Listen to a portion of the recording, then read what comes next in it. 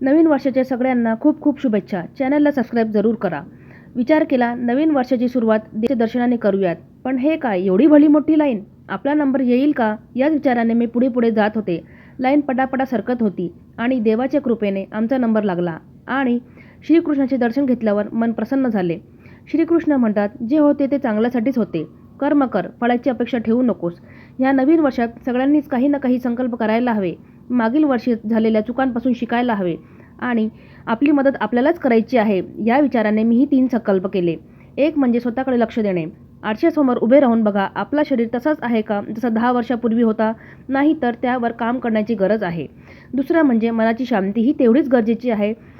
म्हणून stress free आयुष्य जगूयात आणि मनालाही शांत करूयात. तिसरं म्हणजे फायनान्शियल फ्रीडम ही असायलाच हवी.